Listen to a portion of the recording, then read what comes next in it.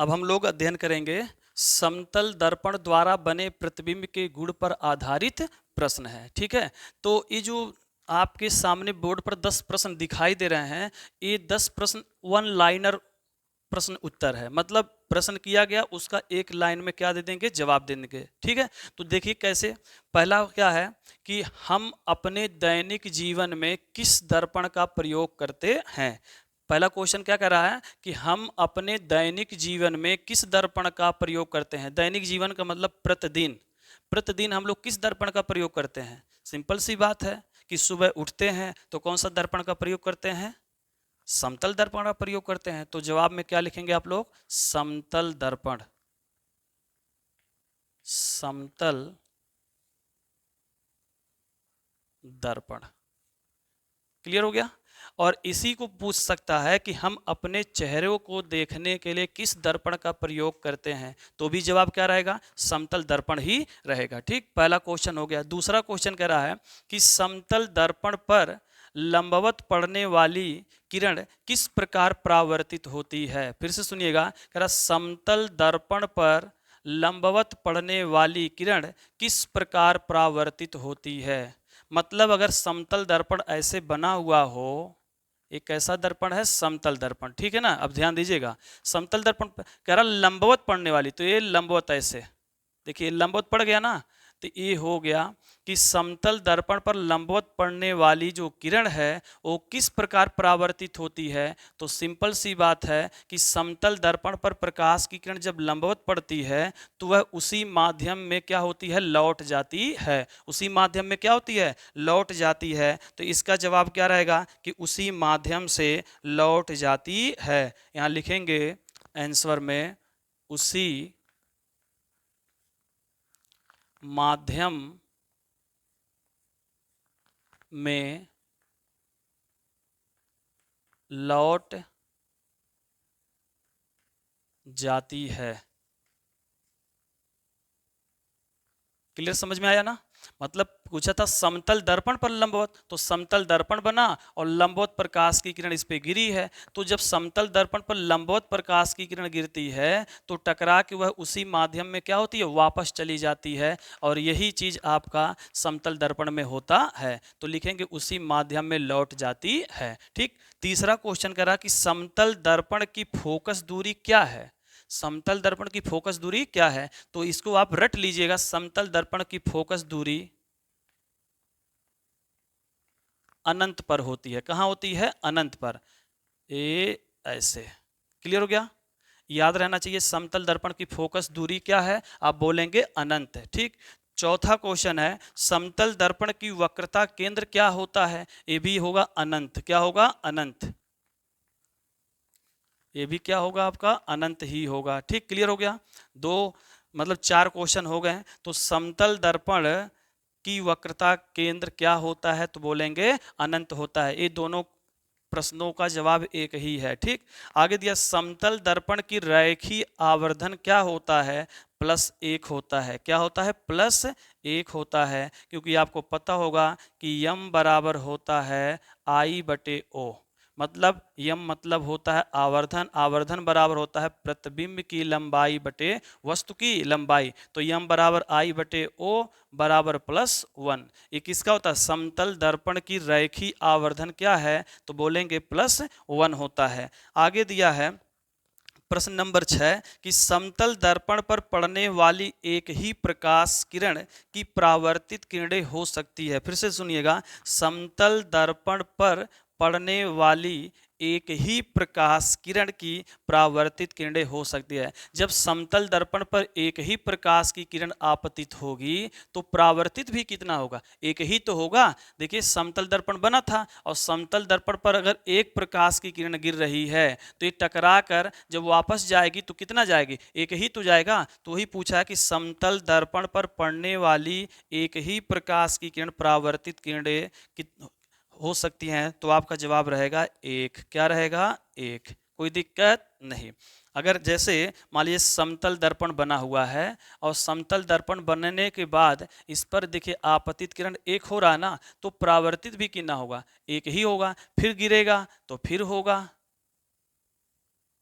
Clear समझ में आ रहा है कि नहीं आ रहा है? तो एक गिरा है तो एक ही परावर्तित होगा। तो शायद आपको ये समझ में आ गया। तो प्रश्न नंबर हमने क्या किया, 6 भी समझ लिया। अब इसी तरह प्रश्न नंबर 7 पे चलते हैं। प्रश्न नंबर 7 देखिए, प्रश्न नंबर 7 क्या लिखा हुआ है, समतल दर्पण में वस्तु की दूरी और प्रतिबिंब की दूरी में क्या संबंध है? फिर से सुनिएगा, समतल दर्पण में वस्तु की दूरी और प्रतिबिंब की दूरी में क्या संबंध है? तो आप बोलेंगे बराबर होता है। क्या होता है? बराबर होता है। आपको पीछे समझाया गया था कैसे बराबर होता है। जब मैंने समतल दर्पण का गुण पढ़ाया था, तो समतल दर्पण के गुण में जब किरण आरेख बनाया था, तो किरण आरेख में बताया गया था कि समतल दर्पण में वस्तु की दूरी और प्रतिबिंब की दूरी का क्या संबंध है? तो आप बोलेंगे बराबर होता है। मतलब वस्तु की दूरी और प्रतिबिंब की दूरी आपस में क्या होती है? बराबर होती है। ठीक। और प्रतिबिंब की दूरी दर्शाया जाता है v से और वस्तु की दूरी दर्शाई जाती है u से। तो v बराबर u या u बराबर v। क्लियर हो गया? आगे दिया है 8वां प्रश्न, प्रकाश की एक किरण, क्या लिखा है? प्रकाश की एक किरण समतल दर्पण के लंबवत गिरती है तो आपतन कोण तथा परावर्तन कोण का मान क्या होगा? सेम यही फिगर है, देखिए ध्यान से। प्रकाश की एक किरण, तो ये प्रकाश की एक किरण गिरी है, जरा समतल दर्पण के कैसा है? लंबवत है, गिरती है। तो आपतन कोण, तो आपतन कोण और तथा परावर्तन कोण का मान क्या होगा? तो सिंपल सी बात है कि जब आपतित भी हो रहा है इसी पे परावर्तित भी होता है, एक दूसरे की क्या हो रहे हैं? संपाती हो रहे हैं। और संपाती जहां होगा तो कोई कोण का निर्माण करेगा नहीं, तो यहां पर मान क्या होगा? शून्य। यहां लिख देंगे शून्य अंश। कितना लिखेंगे? शून्य अंश लिखेंगे। ठीक। कैसे? आपके सामने देखिए, फिर से वही प्रश्न, यहाँ 8वां प्रश्न 9वां जो बना है सेम वही है, बस थोड़ा सा मॉडल अलग हो गया है। प्रकाश की किरण एक समतल दर्पण पर अभिलंबवत आपतित होती है, इनमें उत्पन्न विचलन कोण कितना होगा? तो देखिए यहाँ पर ये बन गया समतल दर्पण। ठीक। और समतल दर्पण पर प्रकाश की किरण कैसा करा? अभिलंबवत। तो ये बन गया अभिलंबवत, बन गया अभिलंबवत। अभिलंबवत जब आपतित होगी तो आपको पता होगा कि कोई भी प्रकाश की किरण जब समतल पृष्ठ पर गिरती है पालिशदार चिकने तल पर, तो टकरा के उसी माध्यम से क्या होती है? वापस जाती है। परंतु जब अभिलंबवत होगा तो सेम उसी पर एक दूसरे के संपाती होगा, यानी आपतित और परावर्तित एक दूसरे के क्या होंगे? संपाती होंगे। क्या होंगे? संपाती। मतलब होता है एक के ऊपर दूसरा अगर आ जाए तो उसी को बोलते हैं संपाती। तो इस समय यहां पर कोण कितना बनेगा? तो कोण I बराबर कोण R। तो I और R बराबर कितना हो जाएगा? शून्य अंश हो जाएगा। ठीक। क्लियर समझ में आया? अगला पॉइंट है कि समतल दर्पण के सामने एक वस्तु दर्पण से, एक वस्तु क्या कर रहा है? दर्पण से 10 सेंटीमीटर की दूरी पर रखी गई है, तो दर्पण से प्रतिबिंब की दूरी क्या होगा? फिर से सुनिए, समतल दर्पण के सामने एक वस्तु दर्पण से 10 सेंटीमीटर दूरी पर रखी गई है, तो दर्पण से प्रतिबिंब की दूरी क्या होगी? देखिए यहाँ पर लिखा गया होगा, वस्तु की दूरी और प्रतिबिंब की दूरी में क्या संबंध है? तो क्या होता है? बराबर। मतलब v बराबर u, मतलब प्रतिबिंब की दूरी v से और वस्तु की दूरी u से, ये दूरी आपस में क्या होती है? बराबर होती है। तो यहाँ पर लिखेंगे आप लोग u बराबर v। तो u मतलब वस्तु की दूरी 10, तो प्रतिबिंब की दूरी भी कितना होगा? 10 सेंटीमीटर। ठीक। क्लियर समझ में आ गया आपको?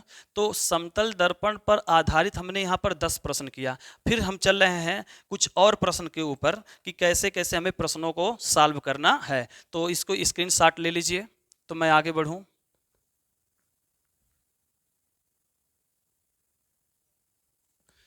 देखिए, अब 11वां प्रश्न है, एक व्यक्ति समतल दर्पण की ओर 5 मीटर प्रति सेकंड के वेग से आ रहा है, तो व्यक्ति को अपना प्रतिबिंब किस वेग से आता हुआ प्रतीक होगा?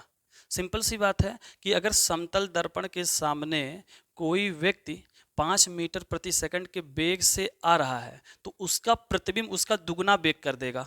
उसका प्रतिबिंब क्या करेगा, उसका दुगना वेग कर देगा। मतलब v वेग से जाएगा तो प्रतिबिंब उसका क्या हो जाएगा, 2 वेग हो जाएगा। मतलब 5 मीटर प्रति सेकंड है तो कितना हो सकता है, 10 मीटर प्रति सेकंड हो जाएगा। ये प्रकाश के गुण में बताया, यानी प्रकाश के समतल दर्पण का जो प्रकाश गुण था, उस समतल दर्पण के गुण में बताया गया है कि समतल दर्पण में यदि कोई वस्तु जितने वेग से जा रहा है तो उसका प्रतिबिंब उसका दुगना वेग हो जाएगा।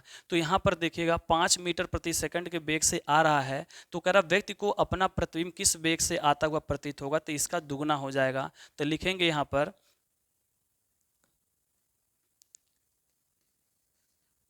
प्रतिबिंब का वेग बराबर कितना हो जाएगा, वस्तु के वेग का दुगना।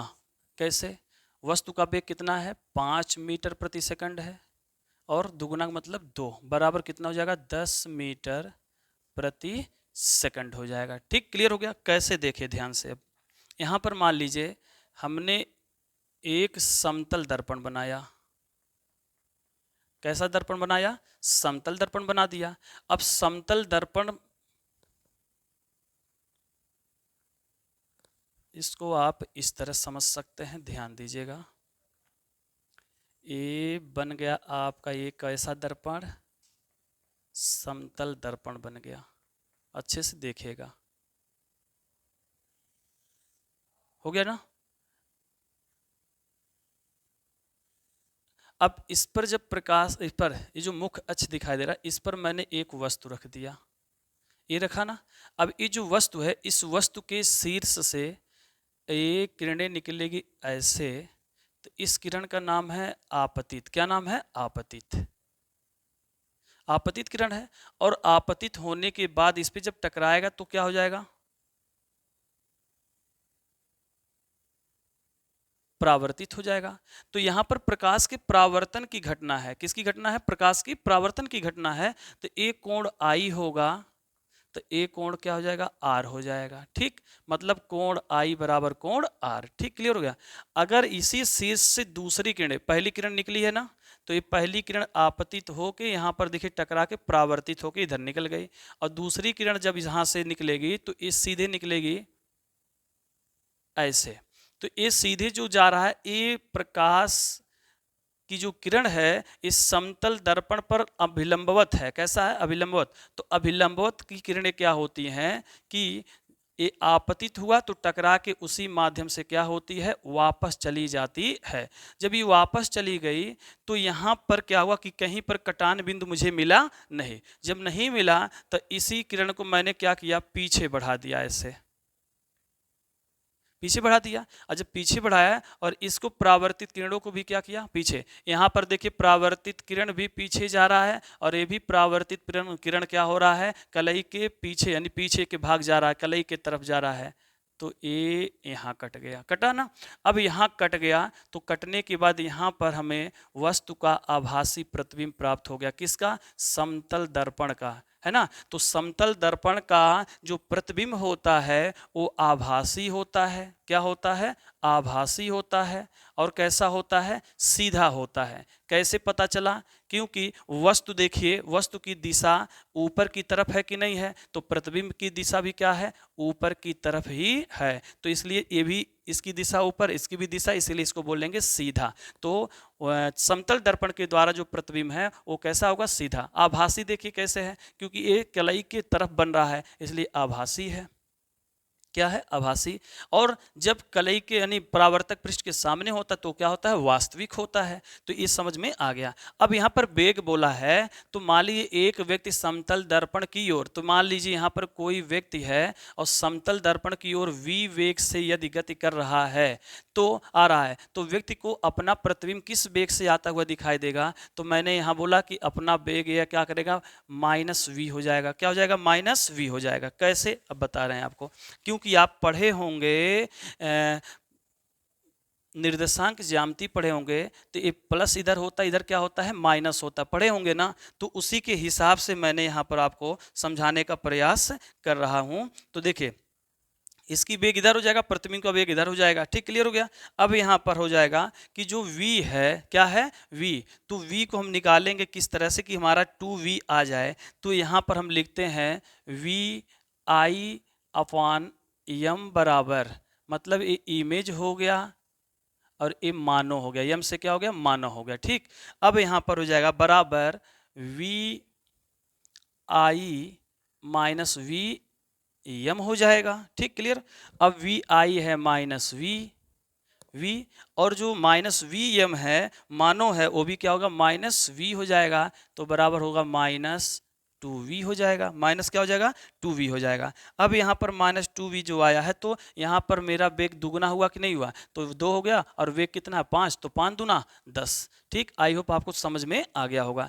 अब आगे अगला प्रश्न है कि समतल दर्पण के सामने एक वस्तु दर्पण से 20 सेंटीमीटर की दूरी पर रखी गई है, तो दर्पण से प्रतिबिंब की दूरी क्या होगी। सिंपल सी बात है कि अगर समतल दर्पण ये बना हुआ है, तो इस समतल दर्पण के सामने कह रहा है एक वस्तु दर्पण से, इसी दर्पण से कितनी दूरी पर है, 20 सेंटीमीटर की दूरी पर है। कितनी दूरी पर दिखाई दे रहा है आपको, 20 सेंटीमीटर की दूरी पर है, तो प्रतिबिंब भी कितना बनेगा, 20 पे ही बनेगा। तो यहां हो जाएगा इसका आंसर, यानी प्रतिबिंब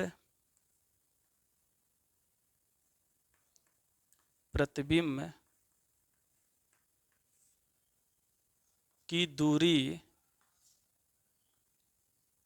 बराबर वस्तु की दूरी। तो वस्तु की दूरी कितना है, 20 सेंटीमीटर, इसके नीचे हो गया, बस जवाब आ गया। तो प्रतिबिंब की दूरी कितना हो गया, 20 सेंटीमीटर। सिंपल सी बात है कि समतल दर्पण के सामने यदि वस्तु, समतल दर्पण है, इसके सामने यदि 20 सेंटीमीटर दूरी पर कोई वस्तु है, तो इसका प्रतिबिंब भी कितना बनेगा, 20 सेंटीमीटर दूरी पर ही बनेगा। ठीक, क्लियर हो गया। दूसरा प्रश्न भी आ गया। आगे प्रश्न नंबर 13 पर चलते हैं।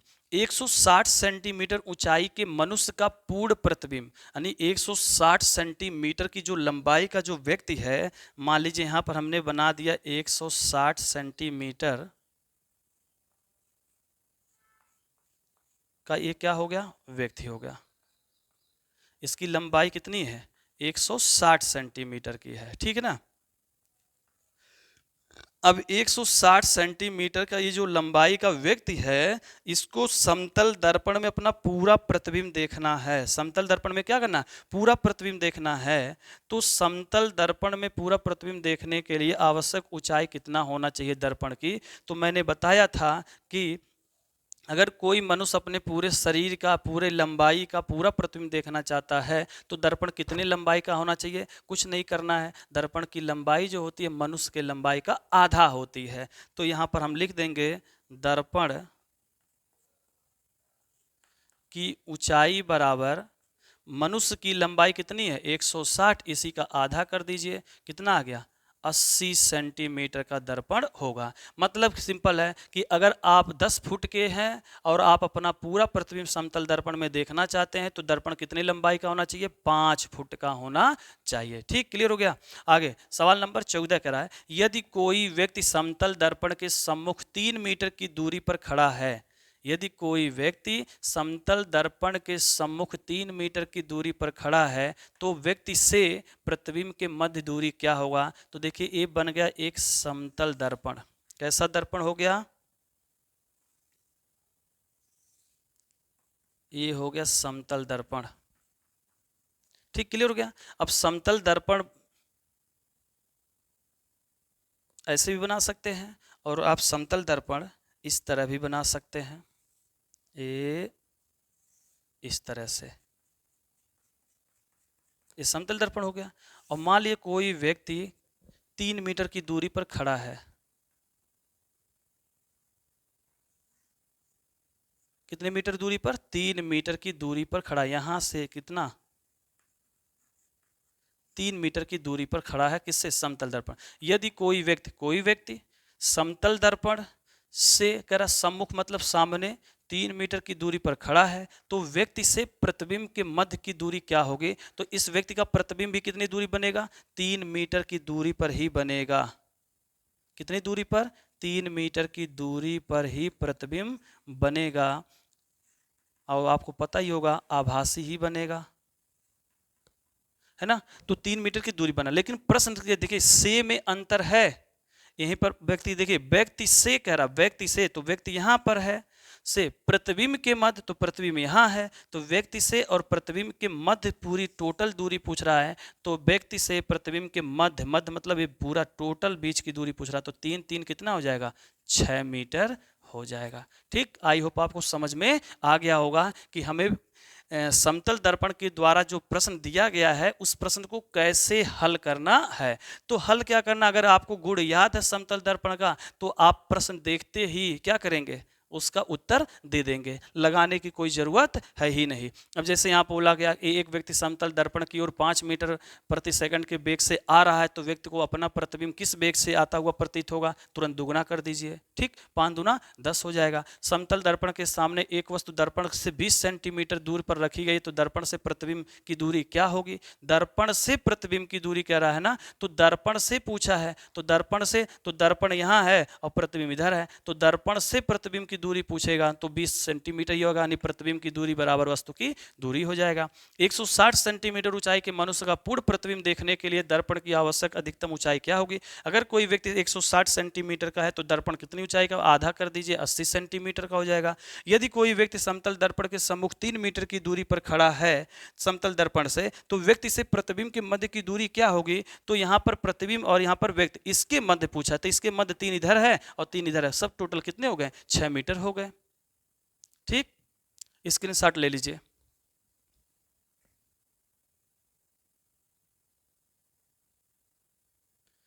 अब हम लोग प्रकाश के परावर्तन पर आधारित प्रश्न लगाएंगे। ठीक है, किस पर, प्रकाश के परावर्तन पर आधारित प्रश्न। तो आप तो पहले से पढ़ रखे हैं कि प्रकाश का परावर्तन क्या होता है ना।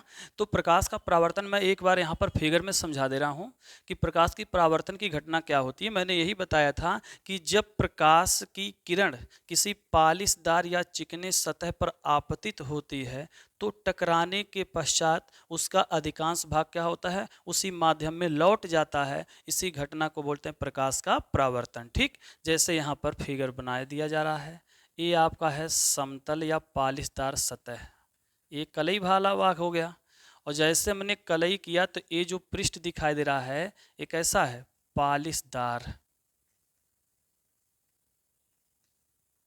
पालिशदार बोलो या इसी को चिकना बोलो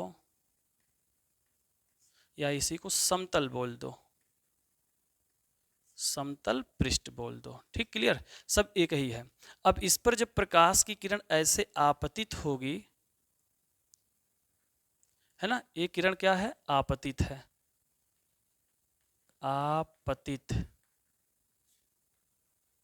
किरण है, इंसिडेंट रे है। ठीक, आपतित किरण हो गया, और इस परावर्तक पृष्ठ या समतल पृष्ठ के जिस बिंदु पर टकराती है इसी से ऐसे अधिकांश भाग इसका क्या होता है, वापस चला जाता है।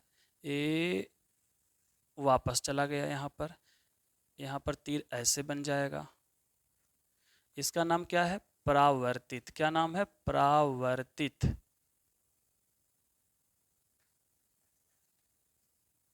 किरण हो गया। ठीक, क्लियर हो गया ना। और इसके आपतन बिंदु से, आपतन बिंदु, इसके आपतन बिंदु से हम एक ऐसे रेखा खींच देंगे, यानी आपतन बिंदु से ऐसे खींची गई लंब रूप रेखा को क्या कहते हैं, अभिलंब कहते हैं। ये बन गया अभिलंब, जिसको यन से दर्शाते हैं। ठीक, क्लियर हो गया ना। अब यहाँ पर ध्यान देना है आपको कि ये जो आपका प्रकाश का परावर्तन का जो चित्र बना है, इसी चित्र के आधार पर इन चारों सवाल का हम क्या देंगे, जवाब देंगे। ठीक है, और वो भी अच्छी प्रकार से जवाब देंगे। ध्यान दीजिएगा, यहाँ पर आपतित किरण और अभिलंब, इन दोनों के बीच में जो कोण बनता है उस कोण का नाम है आपतन कोण। कैसा कोण है, आपतन कोण है। ठीक, अवापतन कोण आई से दर्शाया जाएगा।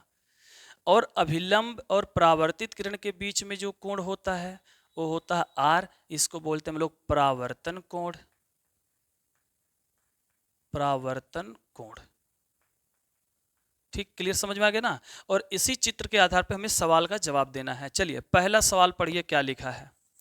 पहला, पहला सवाल आपका है, एक आपतित किरण समतल दर्पण 30 अंश का आपतन कोण बनाती है, तो परावर्तन कोण का क्या मान है। सिंपल सी बात है, आप ऐसे फिगर बनाइएगा और फिगर बनाने के बाद ये कैसा है, समतल दर्पण हो गया। कैसा दर्पण, समतल दर्पण।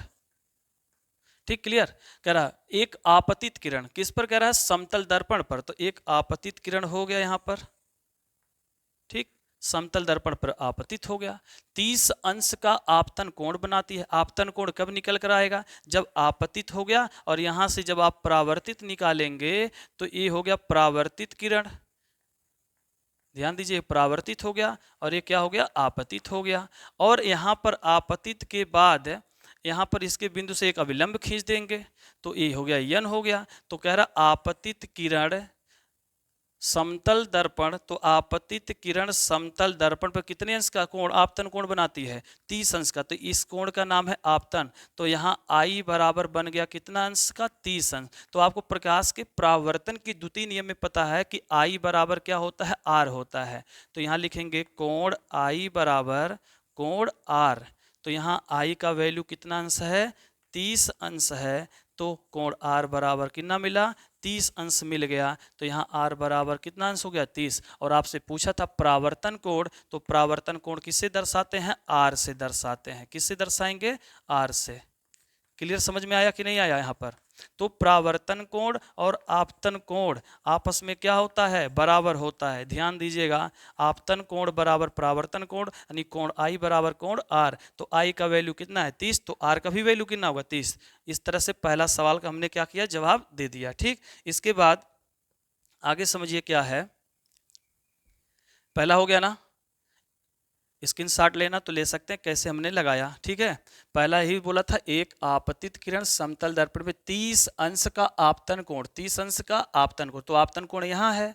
ठीक, फिर कह रहा कि परावर्तन कोण, तो परावर्तन कोण यहाँ होता। तो आपको नियम पता है कि आपतन कोण और परावर्तन कोण दोनों आपस में क्या होते हैं, बराबर। आपतन कोण को I से दर्शाते हैं, परावर्तन कोण को R से। तो I का मान कितना है, 30 बराबर कोण R। तो कोण R का वैल्यू कितना हो गया, 30 अंश हो गया। ठीक, स्क्रीनशॉट ले लीजिए, इसी नियम पर चल रहे हैं हम लोग। चलिए, दूसरा क्वेश्चन पूछा है, यदि परावर्तित किरण आपतित किरण से 90 अंश कोण बनाए तो आपतन कोण का मान क्या होगा। ये बढ़िया क्वेश्चन है। क्वेश्चन नंबर 2 का जवाब दीजिए अच्छे से, बस देखिएगा आप। ये बन गया कैसा दर्पण, सब फिगर से मैं समझाऊंगा आपको, चित्र से। ये बन गया M1 और ये क्या हो गया, M2। ठीक, क्लियर हो गया। और इस पर कह रहा है कि यदि परावर्तित किरण आपतित किरण से 90 अंश का कोण बनाए, मतलब जो परावर्तित किरण है और क्या है, आपतित किरण। तो परावर्तित और आपतित किरण जो है समतल दर्पण पर ही होगा, समतल पृष्ठ पर ही होगा, पालिशदार तल पर ही होगा घटना ऐसा। तो ये बन गया आपका आपतित और ये बन गया आपका परावर्तित। ठीक, अब यहां पर लिखा क्या है, उसी के अनुसार चलना है। कह रहा परावर्तित किरण आपतित किरण से 90 अंश, आपतित किरण और परावर्तित किरण से कितने अंश का, 90 अंश का। एक 90 अंश का कोण बना दिया। कितने अंश का बन गया ये, ध्यान दीजिए, 90 अंश का। ये 90 अंश का कोण बन गया। तो हमसे पूछा आपतन कोण, तो इसमें आपतन कोण अभी नहीं है। आपतन कोण कब निकल कर आएगा, जब इस बिंदु से हम अभिलंब खींचेंगे तब। अभी अभिलंब खींच दिए, जैसे ही अभिलंब खींचे तो इस कोण का नाम हो गया आपतन कोण और इस कोण का नाम हो गया परावर्तन कोण। कैसा कोण हो गया, परावर्तन कोण। तो ये दो भाग में बटा कि नहीं बटा। अब जब दो भाग में बटा है तो इसका नाम है I और इसका नाम है R। और प्रकाश के परावर्तन के द्वितीय नियम से ये क्या होता है कि कोण I बराबर क्या होता है, कोण R होता है। क्लियर हो गया, ये द्वितीय नियम से हो गया। प्रकाश के परावर्तन के द्वितीय नियम यही कहता है कोण I बराबर कोण R, मतलब आपतन कोण बराबर परावर्तन कोण। ठीक, क्लियर हो गया। अब यहां पर ये दोनों मिलकर कितने अंश का, 90 है। तो दोनों मिलकर मिलकर मतलब प्लस होता है। तो यहां लिखेंगे कोण I प्लस कोण R बराबर 90 अंश। क्यों 90 अंश? क्योंकि I और R ये दोनों मिलकर 90 बना था ना। मतलब पूछा सा आपतित किरण और परावर्तित किरण से कितने अंश का कोण है? 90 अंश का कोण है। लेकिन 90 अंश का कोण है तो हमसे पूछा आपतन कोण, तो आपतन कोण कब निकल कर आएगा? जब अभिलंब खींचेंगे तब। और जैसे अभिलंब खींचे तो एक हिस्सा आपतन कोण मिल गया और एक हिस्सा मिल गया परावर्तन कोण मिल गया। अब ये दोनों मिलकर कितने अंश का? 90 अंश का है। अब पूछा किसको है? आपतन कोण। आपतन कोण किससे दर्शाया जाता है? I से। तो हो जाएगा कोण I प्लस, जिसको पूछेगा उसको लिखना है कोण I प्लस। अब कोण R बराबर कोण I है तो यहाँ हो जाएगा कोण I बराबर 90 अंश। एक कोण I मिलके कितने हो जाएंगे? 2 कोण I बराबर 90 अंश। अब 2 से 90 को काट दिया जाए तो आएगा 45 अंश। तो कोण I बराबर कितने अंश का हो गया? 45। और कोण I को हम लोग क्या कहते हैं? आपतन कोण कहते हैं। कौन सा कोण कहेंगे? आपतन कोण। ठीक, क्लियर समझ में आया? आंसर आ गया? आ गया ना यहाँ पर? तो हमने प्रश्न 2 का भी जवाब दे दिया, अच्छे प्रकार से समझ भी लिया कि आपतन कोण का मान कितना होगा। तो आपतन कोण का मान कितना होगा? 45 अंश होगा। ठीक है, अच्छे समझ में आ गया हो तो स्क्रीनशॉट ले लीजिए। आगे मैं बताऊं? हो गया? चलिए अब क्वेश्चन नंबर 3 पे चलते हैं। क्वेश्चन नंबर 3 पे चलते हैं। क्वेश्चन नंबर 3 क्या कह रहा है आपसे? ध्यान दीजिए। यदि किसी समतल पृष्ठ पर आपतित किरण अभिलंब के साथ 60 अंश का कोण बनाती है। ध्यान दीजिए, आपतित किरण अभिलंब, यही दोनों पकड़िएगा। देखिए सवाल लगाने का मतलब है प्रकाश के परावर्तन पर उसके पॉइंट को पकड़िए, क्या क्या दिया है? आपतित किरण और अभिलंब। तो देखिए यहाँ पर आपतित किरण है और क्या है? अभिलंब। आपतित किरण और अभिलंब के बीच कितने अंश का कोण बन रहा है? 60। तो फिर इसी प्रकार फिगर बनाइए। ये बन जाएगा आपका समतल पृष्ठ। ठीक, एक कलई कर दिया गया। कैसा पृष्ठ है? समतल पृष्ठ है। ठीक, क्लियर हो गया। और समतल पृष्ठ पर क्या कर रहा है कि समतल, यदि तीसरा क्वेश्चन है, ध्यान दीजिएगा, यदि किसी समतल पृष्ठ पर, लीजिए समतल पृष्ठ हो गया, आपतित किरण अभिलंब, तो आपतित किरण इस पे गिराएंगे हम लोग, ये आपतित किरण हो गया। ठीक, और इसी से परावर्तित किरण हो गया और ये हो गया अभिलंब। ये हो गया अभिलंब। क्लियर हो गया? अब ध्यान दीजिएगा, हमसे कह रहा है कौन सा पॉइंट? आपतित किरण लिख देंगे तो और स्पष्ट हो जाएगा। आपतित किरण, और इसका क्या नाम है? परावर्तित किरण, और इसका क्या नाम है? अभिलंब। ये हो गया अभिलंब। ठीक है, चलिए सब कुछ दर्शा दिया गया हमारा। ठीक, अब हमसे प्रश्न में देखा जाएगा, यदि किसी समतल पृष्ठ पर आपतित किरण अभिलंब, तो देखिए आपतित किरण और अभिलंब के साथ कितने अंश का कोण? ये 60 अंश का कोण बन गया। कितने अंश का कोण बन गया? 60 अंश का। ठीक है ना? तो आपतित किरण और अभिलंब के बीच 60 अंश का कोण, और आपतन कोण को दर्शाते हैं I से। ठीक, और एक कोण दर्शाया जाएगा R से। तो हमसे पूछा क्या है कि तो परावर्तित किरण और अभिलंब के साथ कितने डिग्री का कोण बनाएगा? बहुत सही, अभिलंब और परावर्तित किरण के बीच पूछ रहा है। तो आपको पता है प्रकाश के परावर्तन का नियम क्या कहता है कि कोण I बराबर कोण R। दूसरा नियम है, तो हमारा कोण I बराबर कितना मिल गया? 60 अंश। तो कोण R बराबर 60 अंश हो गया। ये पूछा है आपसे। कहाँ गया? परावर्तित किरण अभिलंब के साथ कितने डिग्री का कोण? तो देखिए परावर्तित किरण और अभिलंब के बीच में कितने अंश का कोण? 60 अंश का। ठीक है, समझ में आया? तो स्क्रीनशॉट ले लीजिए। चले हम चौथे सवाल पर। हो गया?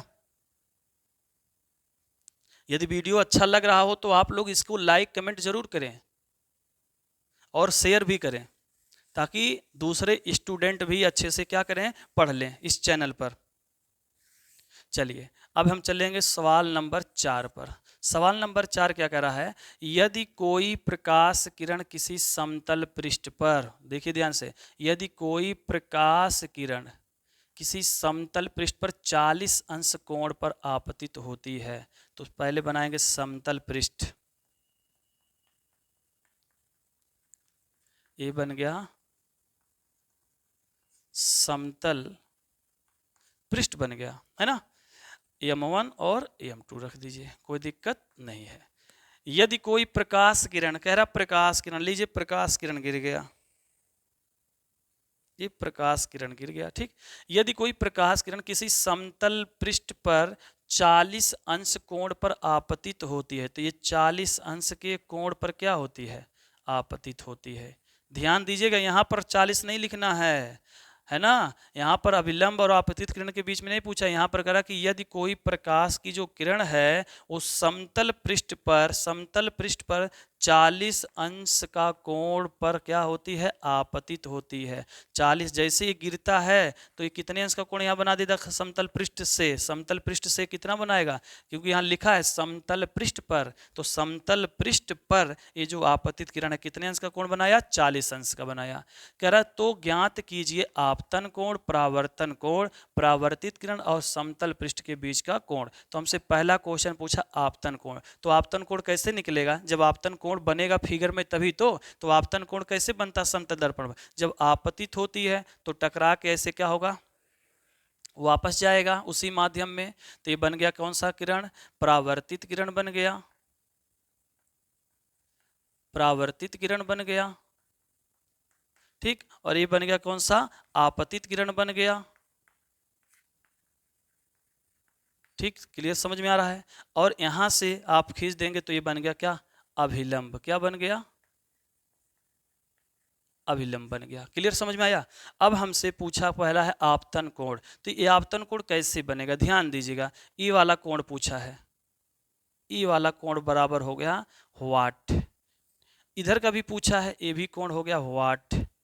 और कह रहा परावर्तित किरण, तो लीजिए परावर्तित किरण और समतल पृष्ठ के बीच, तो परावर्तित किरण और समतल पृष्ठ के बीच ये भी कोण पूछ रहा, लीजिए ये भी हो गया वाट। मतलब मुझसे आपतन कोण, परावर्तन कोण और परावर्तित किरण और समतल पृष्ठ के बीच का कोण पूछ रहा है। तो बड़ी आसानी से हम लोग निकालेंगे, ध्यान दीजिए कैसे।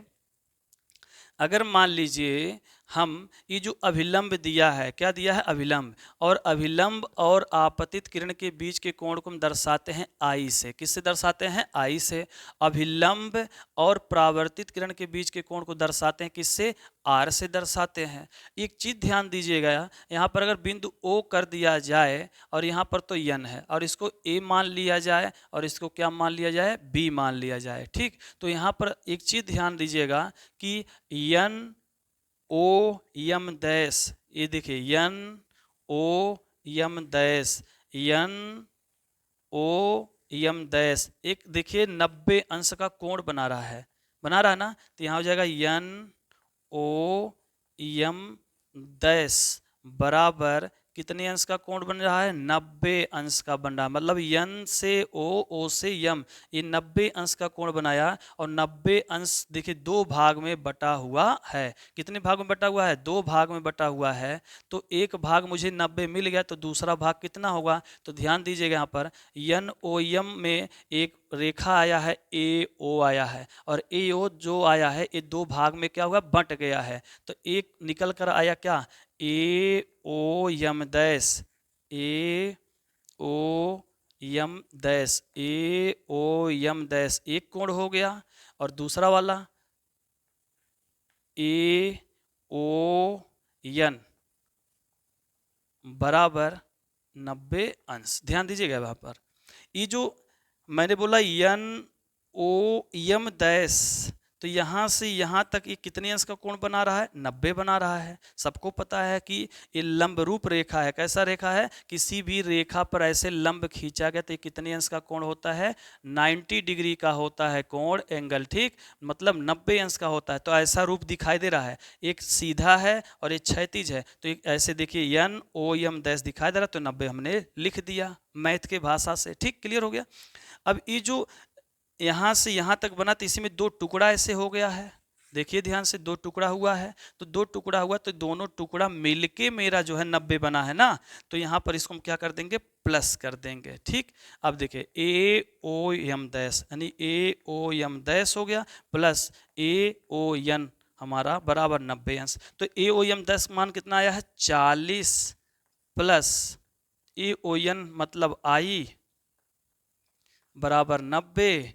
तो I बराबर 90 है प्लस 40 पक्षांतर होगा माइनस 40 होगा, तो I बराबर हो जाएगा आपका 90 माइनस 40 बराबर कितना होगा 50। कितना अंश आया 50। जब I बराबर 50 मिल गया, आपको 50 अंश मिल गया, तो R का मान भी कितना होगा 50 होगा। क्यों? परावर्तन के द्वितीय नियम से। परावर्तन के सेकंड लॉ से क्या कहता है? कोण I बराबर कोण R। तो कोण I कितना आया 50 आया, तो कोण R बराबर कितना होगा 50 ही होगा। ठीक, क्लियर आया समझ में ना? तो आपतन कोण I से दर्शाया जाता है और परावर्तन कोण किससे दर्शाया जाता है? R से। तो परावर्तन कोण R बराबर कितना आया 50 अंश आया। ठीक, क्लियर समझ में आया यहाँ पर कि नहीं आया? ये आ गया 50 अंश, ये भी आ गया। अब हमसे पूछा था परावर्तित किरण और समतल पृष्ठ के बीच बना कोण पूछ रहा है ना, तो ये भी 50, ये भी 50, ये भी 40 आया। एक चीज ध्यान दीजिए, गणित में ये पूरा टोटल ऐसे जो मैं आभासी बना रहा हूं यहाँ पर, ये पूरा टोटल 180 अंश का होता है। कितने अंश का होता है? 180। अगर किसी रेखा पर ऐसे कई प्रकार के कोण बने हो तो यहाँ से यहाँ तक का पूरा कोण कितने अंश का होता है? 80 अंश का होता है। तो इसका नाम यदि मैं यक्स मान लूँ, क्या मान लूँ? यक्स। और यक्स का मान निकालना है तो देखिए कैसे निकालना हो, क्योंकि एक सरल रेखा पर बना कोण कितने अंश का होता है? 180 अंश का कोण होता है। क्योंकि एक सरल रेखा हो गया अब, और सरल रेखा पर बना कोण कितने अंश का होता है? 180 होता है। तो यहाँ तीसरे का जवाब हम लोग देंगे। ये दूसरा तो हो ही गया आपका, ये दूसरे का जवाब हो गया। और तीसरा हमारा है कि सरल रेखा पर बना कोण 180 अंश होता है। सरल रेखा, तो ये देखिए सरल रेखा है ये, और इस पे 180 अंश का कोण बनता है। तो 180 अंश कोण कैसे कैसे बना, ध्यान दीजिए। यहाँ लिखेंगे कोण 40 अंश, ऐसे प्लस 50 लिखेंगे, फिर 50 लिखेंगे, प्लस x बराबर 180 अंश। क्यों? क्योंकि पूरा टोटल 180 होता है। 180 में देखिए सब डिवाइड है, 40 इधर हो गया, 50 इधर हो गया, 50 इधर हो गया, ये नहीं ना मालूम है। तो हम क्या करेंगे, पूरे 180 में से इन तीनों को जोड़कर घटा देंगे तो मिल जाएगा मान x का। तो 50 50 100 140 प्लस x बराबर 180, और x बराबर 180 अंश माइनस 140 बराबर आएगा 40। कितना आ गया? 40 अंश आ गया। आया कि नहीं आया? कोई दिक्कत किसी को? तो इस तरह हमने प्रकाश के परावर्तन पर आधारित जो क्वेश्चन थे, प्रश्न थे, उस प्रश्न को हमने क्या किया, चित्र के द्वारा अच्छी प्रकार से क्या किया, समझा, और समझ कर मैंने सवाल को क्या किया, लगाया, और आपको क्या किया, समझाया। यदि आपको वीडियो अच्छा लगा हो तो हमारे वीडियो को लाइक और कमेंट और सब्सक्राइब जरूर करें, और साथ ही साथ शेयर भी करें ताकि दूसरे बच्चे भी क्या करें, पढ़ लें। ठीक है, स्क्रीनशॉट लेना है तो ले लीजिए।